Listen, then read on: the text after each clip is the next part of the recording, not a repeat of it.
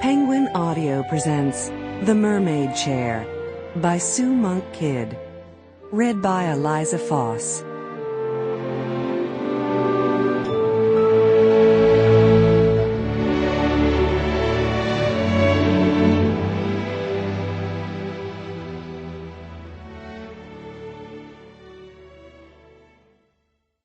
Prologue. In the middle of my marriage, when I was above all Hugh's wife and Dee's mother, one of those unambiguous women with no desire to disturb the universe, I fell in love with a Benedictine monk. It happened during the winter and spring of 1988, though I'm only now, a year later, ready to speak of it. They say you can bear anything if you can tell a story about it. My name is Jessie Sullivan. I stand at the bow of a ferry, looking across Bull's Bay toward Egret Island, a tiny barrier island off the coast of South Carolina where I grew up. I see it, almost a mile out in the water, a small curve of russet and green. The wind is spiked with the smell of my childhood, and the water is ultramarine blue, shining like taffeta. Looking toward the northwest tip of the island, I can't yet see the spire from the monastery church, but I know it's there, pricking the white afternoon.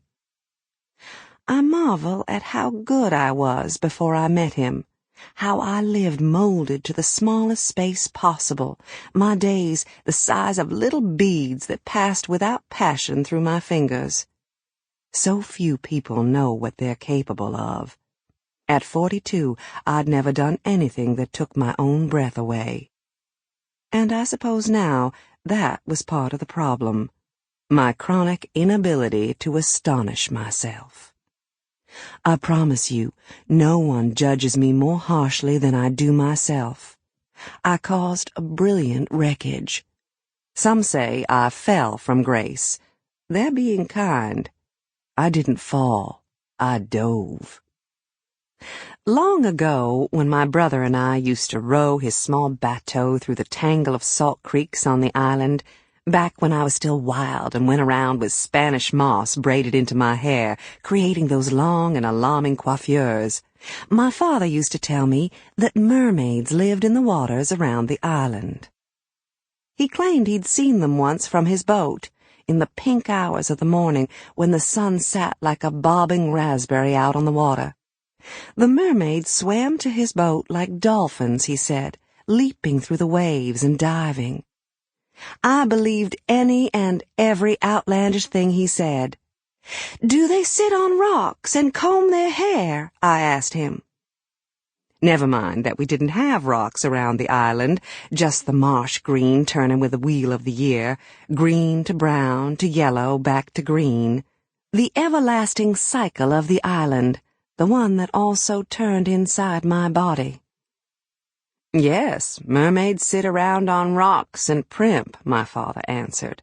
"But their main job is saving humans. That's why they came to my boat, to be there in case I fell over." In the end, the mermaids did not save him. But I wonder if perhaps they saved me. I know this much. The mermaids came to me finally, in the pink hours of my life. They are my consolation. For them, I dove with arms outstretched, my life streaming out behind me, a leap against all proprieties and expectations, but a leap that was somehow saving and necessary. How can I ever explain or account for that? I dove, and a pair of invisible arms simply appeared, unstinting arms, like the musculature of grace suddenly revealing itself. They caught me after I hit the water, bearing me not to the surface, but to the bottom, and only then pulling me up. As the ferry approaches the island dock, the air hits me, laden with so many things. The smell of fish, the disturbance of... Sample complete. Ready to continue?